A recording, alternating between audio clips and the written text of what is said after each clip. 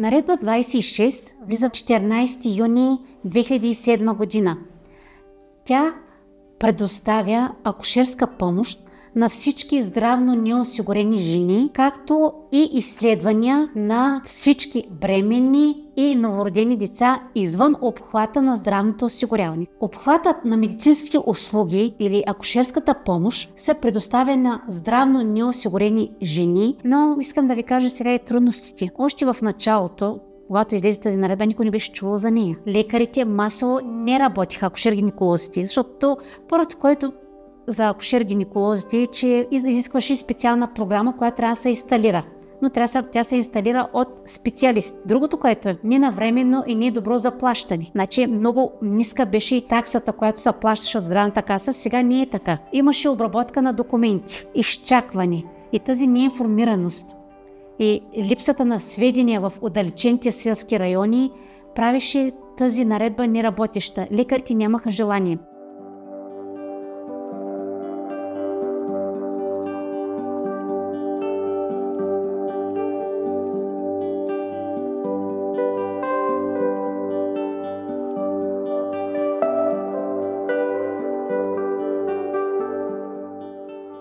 Наредбата от моя опит не работи, тъй като няма лекари, които да я прилагат тази наредба и да правят тази услуга. Може би е трудно изпълнението чисто технически, тъй като с лекаря, който работеше тук, съм наблюдавала, че доста трябва някакви отметчици да се сложат, да се попълнят графики, да се пусне. Трябва много екзактно да попълни документацията и това нещо пречи на лекарите, които са много натоварени.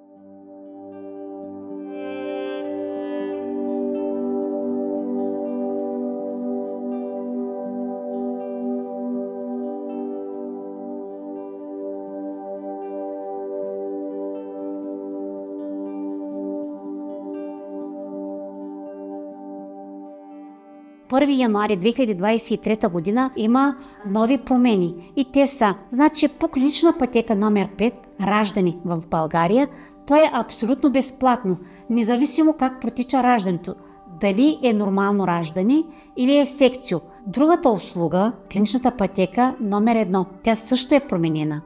Там, това е в болнично отделение. Там стационарните грижи, акушерската помощ може да бъде до 2 пъти през целия период на бременността, когато бременността е рискова. А кога е рискова? Например, високо кръвно, сърдечна недостатъчност, различни токсикози на бременността, еклампсия, прееклампсия, отоци, тези са в плодна бременност. Тези състояния понякога изискват наблюдение и хоспитализация в болнично отделение. Новите наредби от 2023 година, те са 4 прегледа, който може да се извършва само от акушер-гинеколог. Прави план, по който проследява дадена бременност. Имах много интересен случай от едно отдалечено село, където обикаляхме, идентифицираме, работим по случаи и тя се беше върнала от чужбина тази жена. Но там нещо, ходят на гроздобер, ягоди и така нататък. Нещо фирмата ги беше излъгала. Тя научила, че е бременна и се връща с мъжа си в къщи. Няма работа, в безизходица. И в един момент заявява, че иска да го махне бебето. Всъщност го искат и двамата, но понеже са безработни и нямат възможности за отглеждането му, няма време и възможности, финансови средства да посети лекар. Прегледа един, това е преди години. И тогава и предложих, заедно с съпруга й, ще ги изчакам. Винаги в Хаячи има посредничество, придружаване на записване на часове и така нататък. Предложих ги по тази наредба да мини един преглед, за да видим за кога е. Защото тя е забременяла, но тя не знае абсолютно нищо. Нито кога е забременяла, нито на колко месеца, нито в какво състояние е плода. И предложих по тази наредба да ги придружа до здравното заведение, с което работим, и тогава да реши. Придружих ги и влязоха и двамата, след предварителна оговорка, и доктор я прегледа и се оказа, че тя е в напреднала бременност в 5 месеци, където вече е късно за прекъсване на тази желана бременност. Лекара обяснява, аз обяснявам, но в един момент спрях и аз започнах да гледам. Те гледаха това беби как се движи. Там те видяха емоционалната връзка.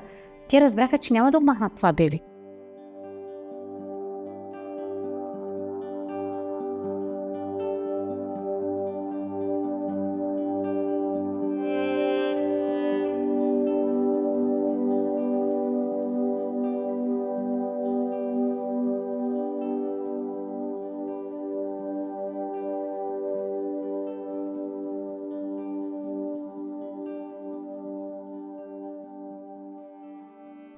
Наредба 26 вече с радост можем да кажем, има два етапа. Единият първи е от 2003 година, когато е приета тази наредба 26 на Министерството на здравеопазването, но тогава тя е осигурила един безплатен преглед за бременната неосигурена жена и едно изследване, както и след това, разбира се, раждането в болницата.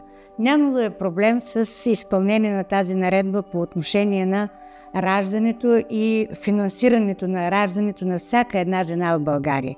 Но за самите прегледи ние се сблъскахме с факта, че дори за един преглед срещахме несъгласието и нежеланието на по-голямата част, да не кажа на почти всички акушер-гинеколози да прилагат тази наредба. Хубаво е да се обясни на всички хора, да има информационни кампании за наредба 26, защото е хубаво да се проследи бременността. Първото да се види здравословното състояние на майката. Високо кръвно, има ли придружаващи заболявания, има ли трудности, утоци, изследвания, за да видим първо здравословното състояние на майката. Дали тя ще може да износи плода. Една майка трябва да е здрава, за да може да се грижи както за това неродено бебе, така за себе си, така и за семейството. Но преди всичко тя трябва да е здрава. Също така, когато носи това неродено бебе, тя трябва да знае дали той се развива нормално, дали има някакви увреждания предварително, дали има всички изследвания, които могат да бъдат на скрининговете, които могат да направят, за да бъде уточнена някаква диагноза. Но едно е да знаят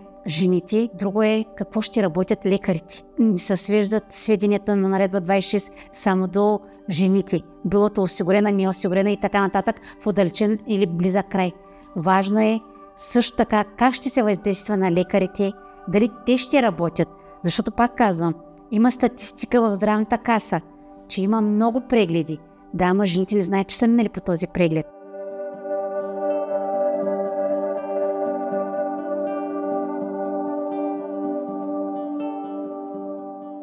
Каквито и наредби да се приемат, каквито и закони да се приемат, ако те не се прилагат, те се обезсмислят.